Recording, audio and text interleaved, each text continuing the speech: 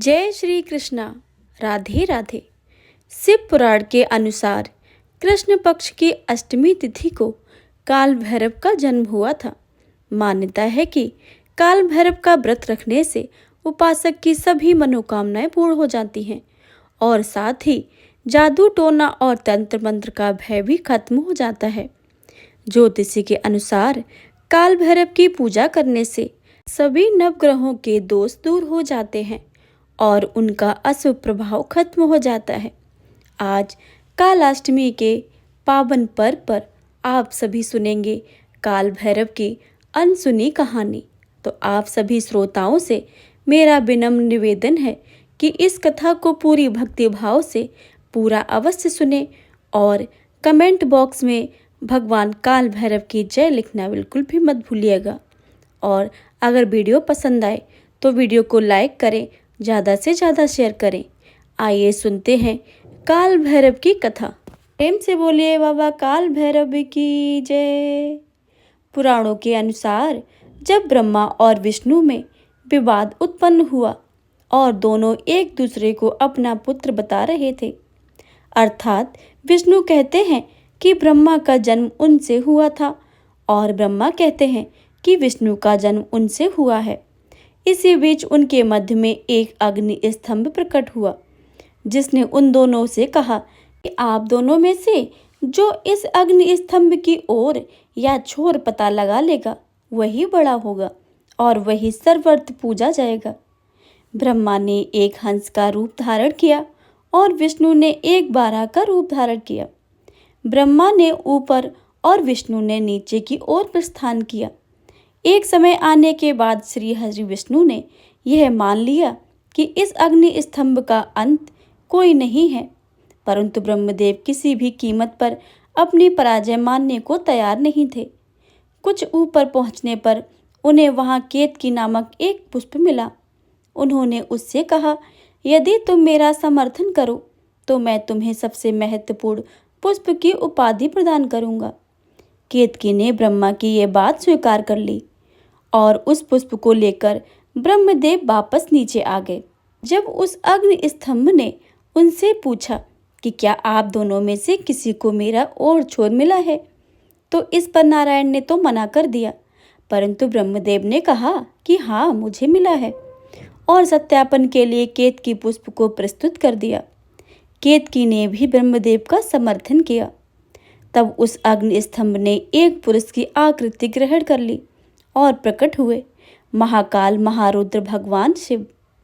उन्होंने ब्रह्मदेव से कहा कि आप असत्य बोल रहे हैं और ब्रह्मा को असत्य भाषण के लिए कभी न पूजे जाने का श्राप दिया और केतकी के असत्य भाषण के लिए उन्हें अपनी पूजा में प्रयोग में लाए जाने से निषेध कर दिया।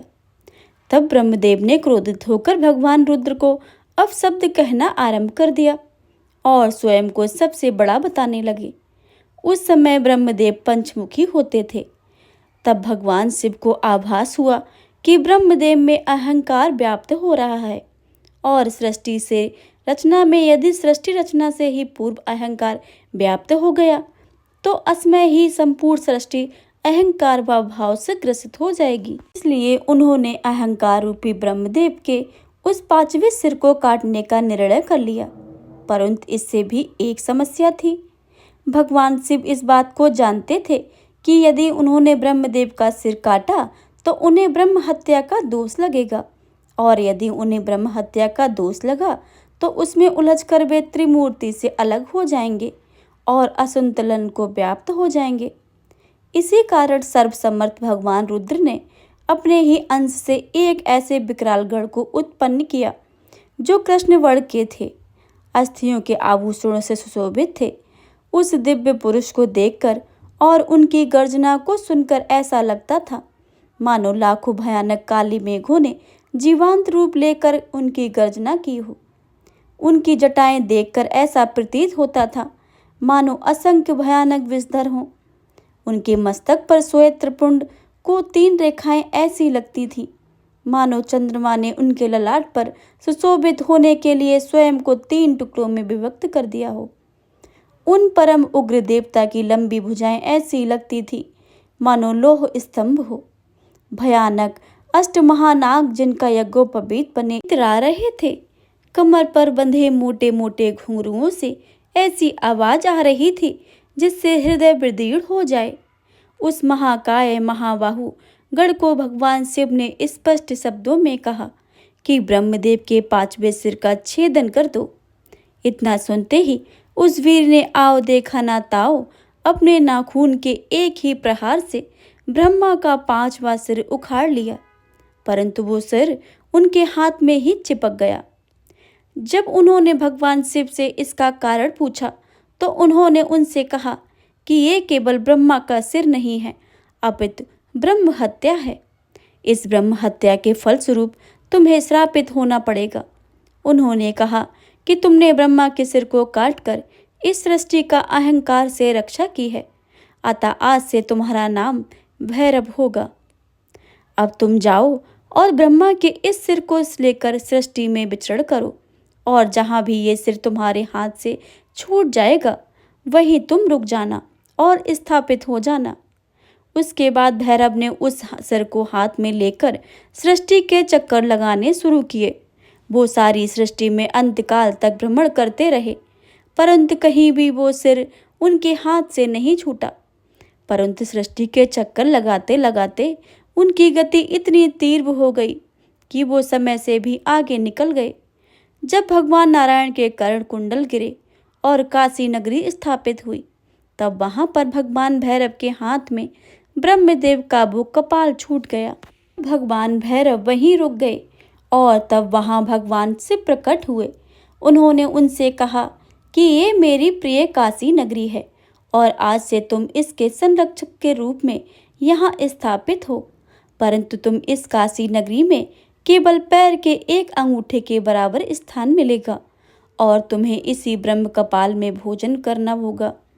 तुम इतनी तीव्र गति के कारण समय से भी आगे चले गए हो, अर्थात तुमने काल चक्र पर भी विजय प्राप्त कर ली है। इस कारण आज से तुम काल भैरव के नाम से जाने जाओगे। तुम काशी और काशी की पवित्रता और काशी के भक्तों की रक्षा करोगे। ध्यान रहे काशी में मरने वाले को यम स्पर्श न रहे। तब बाबा काल भैरव ने महादेव से पूछा, इससे तो पापी कर्म के दंड से निर्भीक हो जाएंगे। तो उन्होंने कहा, यहाँ मृत्यु प्राप्त करने वाले को यमराज दंड नहीं दे पाएंगे, परंतु तुम उन्हें दंड दोगे।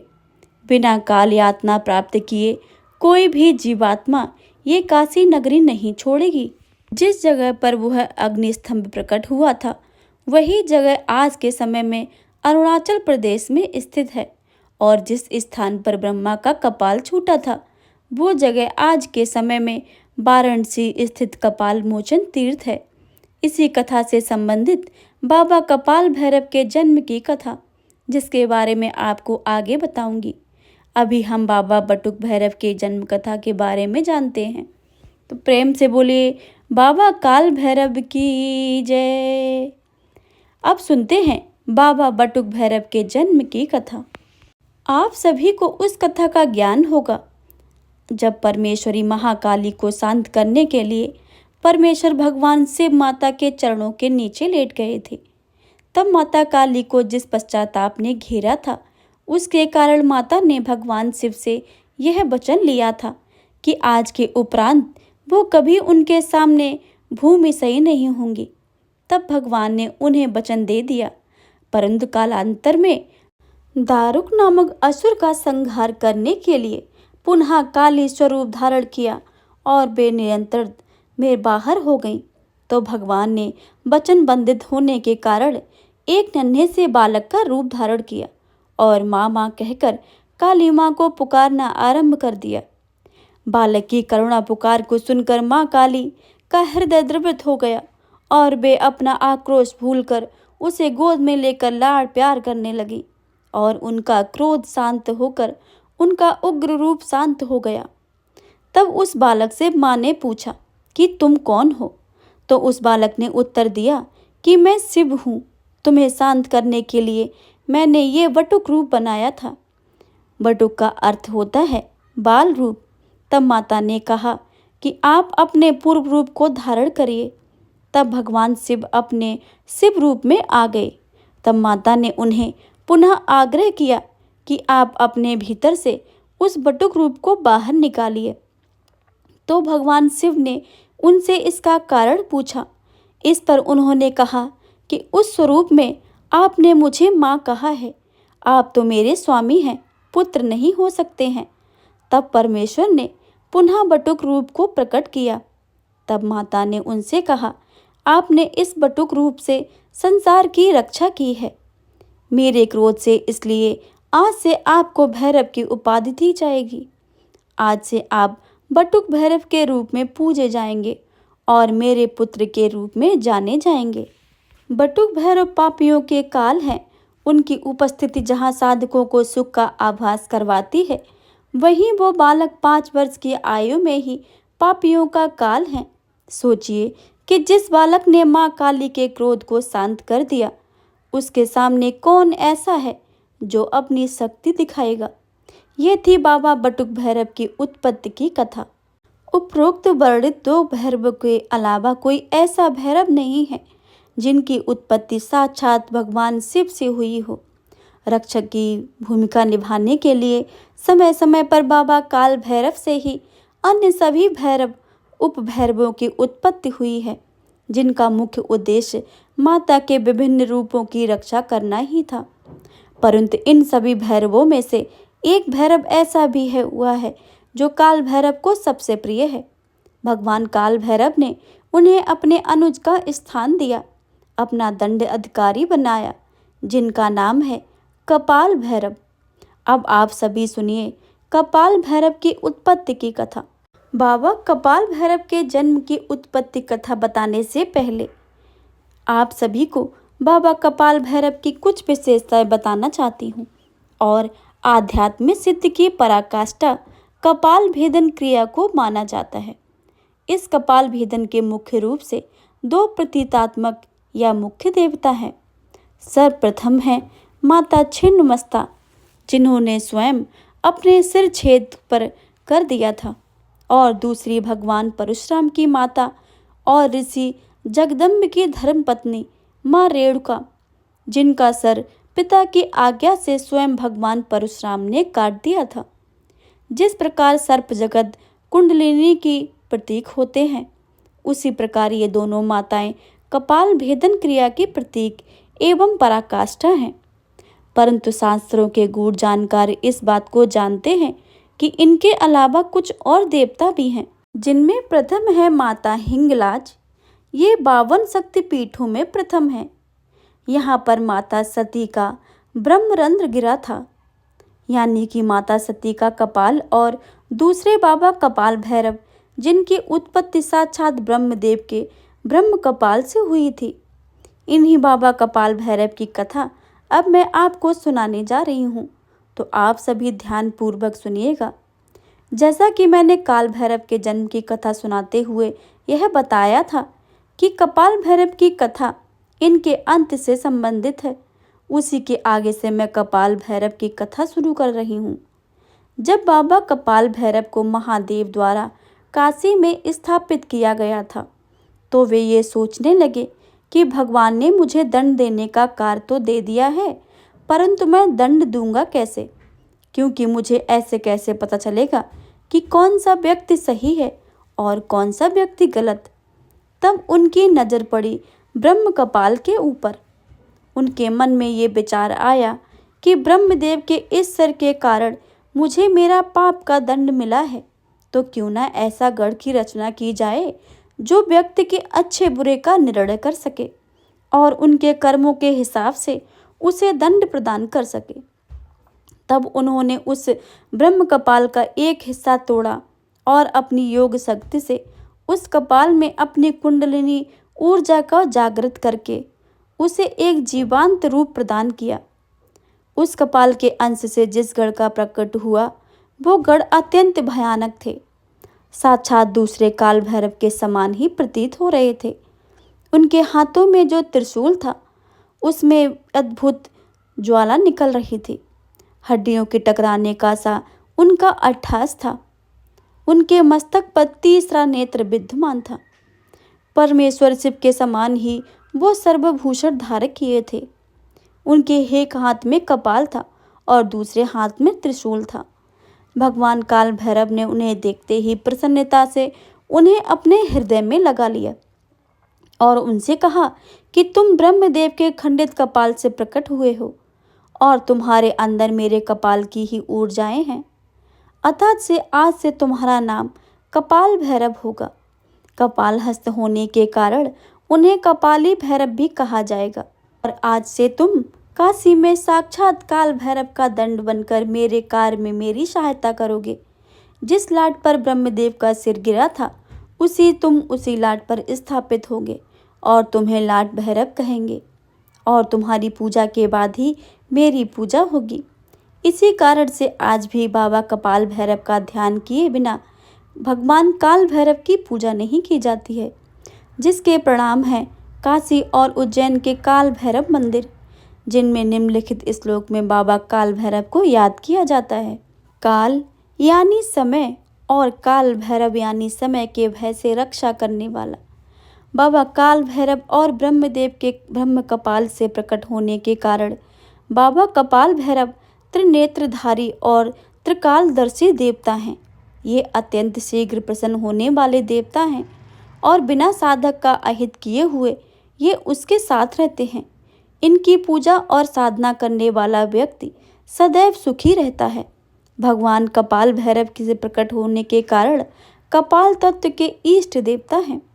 जैसा कि आप सबको मैंने बताया था कि साधना क्षेत्र में कपाल भेदन क्रिया कितनी आवश्यक है, परंतु लोग इसे जल्दी में सिद्ध नहीं कर पाते। कारण यह है कि उन्हें पता ही नहीं लगता है कि कपाल भेदन क्या होता है और किस देवता की कृपा से वो कपाल भेदन क्रिया संपन्न कर सकते हैं। कलयुग में 3 देवता ऐसे हैं जिन्हें मुख्य रूप से जागृत माना जाता है, जो समस्त कलयुग में मानव कल्याण का हार वाहन करते हैं। वो 3 देवता हैं भगवान श्री हनुमान, भगवान श्री भैरव और माता श्री काली।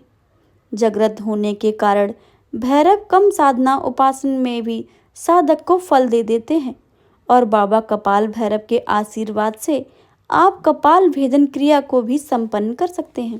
प्रिय श्रोताओं, तो यह थी आज की कपाल भैरव, बटुक भैरव और काल भैरव की कथा। उम्मीद करती हूँ आपको यह कथाएं पसंद आएं।